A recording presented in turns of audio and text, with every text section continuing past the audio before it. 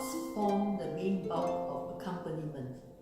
How do we then approach the learning of chords? AMME capitalizes on chord identities and chord structures. Let's first talk about chord identities. We would have seen books in the market that list down the hundreds and even thousands of different possible chords. But in reality, based on our founders' research, only 50 odd of them are really useful across the main music genres we listen to. And these chords are divided into primary, secondary, and tertiary chord identities in terms of increasing rarity of use. Each chord identity has a unique emotion or feeling and usage principles, thus they are able to be introduced either individually, in pairs, or in trios in a staggered sense throughout the IMS courses. It is akin to being introduced to new friends. Won't it be too overwhelming if we are introduced to too many friends concurrently?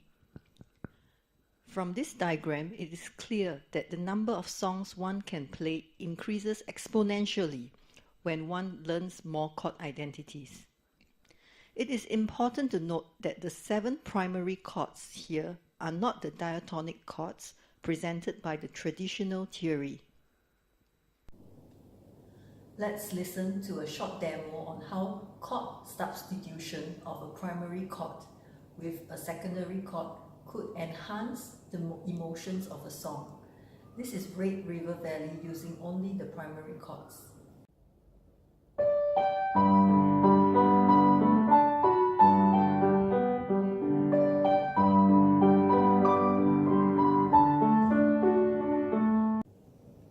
Now let's hear a secondary chord being injected.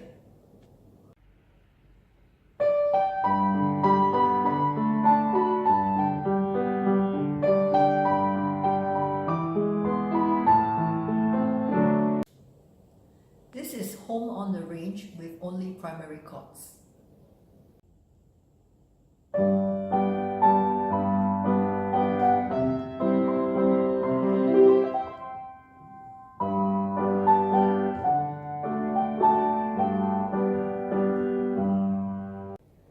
This is how it sounds with the replacement by a tertiary chord.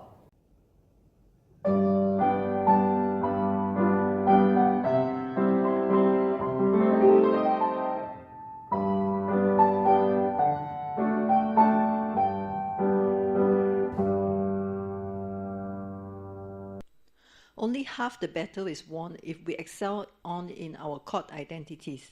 This is because we still have the other horizontal axis to grapple with, which is the chord structures. It means how exactly do we play out or sound out the chord's component notes after deciding on what chord identity to play at different points in time of the song. There are a total of 5 broad different chord structures. Under these 5 broad structures, they can still be played differently in accordance with the rhythm they belong. And even within each rhythm, the chord structures can be very different too. Let's hear some examples. This is a particular chord structure of playing the tango rhythm.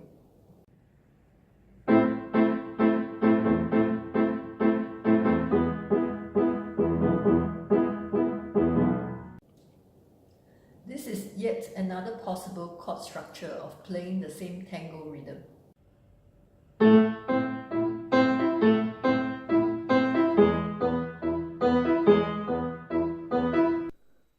How does it sound like if we have simple chord identities and structures versus complex chord identities and structures?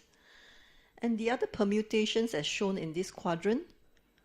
Let's first hear the case of simple chord identities and structures.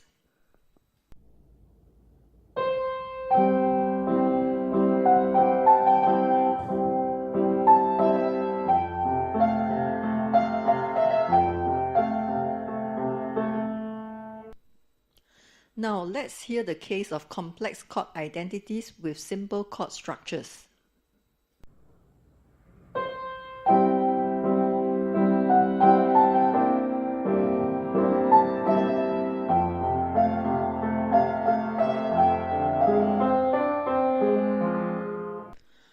about the case of simple chord identities but complex chord structures?